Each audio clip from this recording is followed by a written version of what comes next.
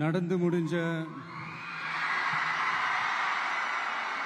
10வது மற்றும் 12வது தேர்வில் சாதனை படைத்த என்னுடைய தம்பி தங்கைகளுக்கும்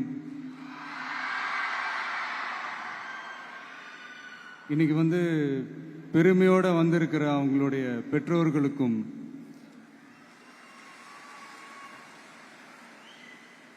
இந்த ஃபங்க்ஷன் இவ்வளவு சிறப்பாக நடக்க காரணமாக இருக்கிற என்னுடைய பொதுச் செயலாளர் மிஸ்டர் ஆனந்த் அவர்களுக்கும் மிஸ்டர் ராஜேந்திரன் அவர்களுக்கும் தமிழக வெற்றி கழகத்தினுடைய தோழர்களுக்கும்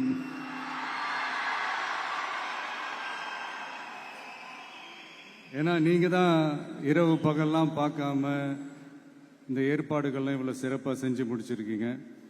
மற்றும் என் நெஞ்சில் குடியிருக்கும் என்னுடைய நண்பா நண்பிகள், உங்கள் அனைவருக்கும் என்னுடைய பணிவான வணக்கங்கள். மீண்டும் ஒரு முறை எதிர்கால தமிழகத்தின் இளம் மாணவ மாணவிகளான உங்க எல்லாரையும் சந்திக்கிறதுல எனக்கு ரொம்பவே மகிழ்ச்சி. அதாவது இந்த ஒரு பாசிட்டிவ் பவர் இருக்கிறவங்கள பார்க்கும்போது ஆட்டோமேட்டிக்காக ஒரு எனர்ஜி, ஆட்டோமேட்டிக்காக ஒரு கெமிஸ்ட்ரி ஒர்க் அவுட் ஆகும்னு ஒன்று சொல்லுவாங்கல்ல, அது இன்னைக்கு காலையிலேருந்து எனக்கு பயங்கரமாக ஒர்க் அவுட் ஆகிட்டு இருக்கு. உங்க எல்லாரையும் முகத்தை பார்த்ததுலேருந்து. ஸோ மை டியர் குட்டி நண்பா நண்பீஸ், இந்த மாதிரி ஃபங்க்ஷனில் சின்னதாக 2 நல்ல விஷயம் சொல்கிறத தாண்டி வேறு என்ன சொல்கிறதுன்னு எனக்கு தெரியல. நீங்கள் எல்லாருமே இப்போது அடுத்த ஒரு கட்டத்தை நோக்கி போகிறீங்க. உங்கள் கெரியரை சூஸ் பண்ணக்கூடிய அந்த கட்டத்தை நோக்கி போகிறீங்க. உங்களில் சில பேருக்கு ஒரு கிளியர் பிக்சர் மைண்டில் இருக்கும். அதாவது லைஃப்பில் என்னவா ஆக போகிறோம், ஒரு டாக்டர், இன்ஜினியர், ஒரு பைலட் அப்படின்னு ஒரு கிளியர் பிக்சர் ஒன்று இருக்கும். அதில் ஒரு சில பேருக்கு அந்த ஒரு டிசிஷன் மேக்கிங்கில் சின்னதாக ஒரு தொய்வு ஏற்படலாம், சின்னதாக ஒரு கன்ஃபியூஷன் ஏற்படலாம். அவங்க எல்லாருக்குமே நான் சொல்லிக்கிறது என்னென்னா, எல்லா துறையுமே நல்ல துறை தாங்க. நீங்கள் எதை தேர்ந்தெடுக்கிறீங்களோ அதில் உங்களுடைய முழு ஈடுபாட்டோட உங்களுடைய 100% உழைப்பை போட்டிங்கன்னா அது யாராக இருந்தாலுமே வெற்றி நிச்சயம்தான்.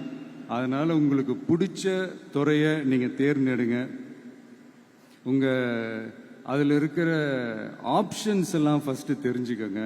உங்கள் பேரண்ட்ஸ் கிட்ட டிஸ்கஸ் பண்ணுங்கள், உங்கள் ஸ்கூல் டீச்சர்ஸ் கிட்ட டிஸ்கஸ் பண்ணுங்கள். இந்த கெரியர் கைடன்ஸ் கொடுக்கறதுக்கெல்லாம் நிறைய பேர் இருக்காங்க, இந்த கெரியர் கவுன்சிலிங் கொடுக்கறதுக்கெல்லாம் நிறைய பேர் இருக்காங்க. அவங்க எல்லாரையும் மீட் பண்ணுங்கள். இந்த மாதிரி ஒரு சந்தர்ப்பத்தில் நான் என்னுடைய ஒரு சின்னதாக ஒரு கெரியர் கைடன்ஸ் உங்ககிட்ட ஷேர் பண்ணணும்னு ஆசைப்படுறேங்க.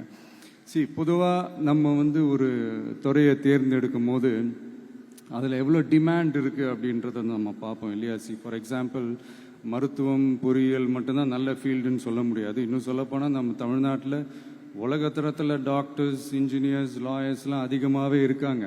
இங்கே நம்மக்கிட்ட என்ன இல்லை அப்படின்னா, இங்கே நமக்கு எது இன்னும் அதிகமாக தேவைப்படுது அப்படின்னா நல்ல தலைவர்கள்.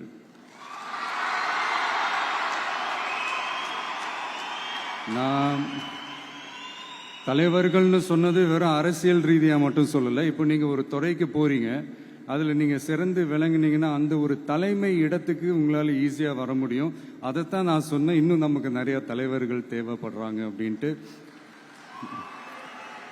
அது மட்டும் இல்லை, ஃபியூச்சரில் அரசியலும் ஏன் ஒரு கெரியர் ஆப்ஷனாக வரக்கூடாது, அப்படி வரணுன்றது என்னுடைய விருப்பம். நல்லா படித்தவங்க அரசியலுக்கு வரணுமா வேண்டாமா? உங்களை தான் கேட்குறேன். நல்லா படித்தவங்க அரசியலுக்கு வரணுமா வேண்டாமா? நல்லா படித்தவங்க தலைவர்களாக வரணுமா வேண்டாமா?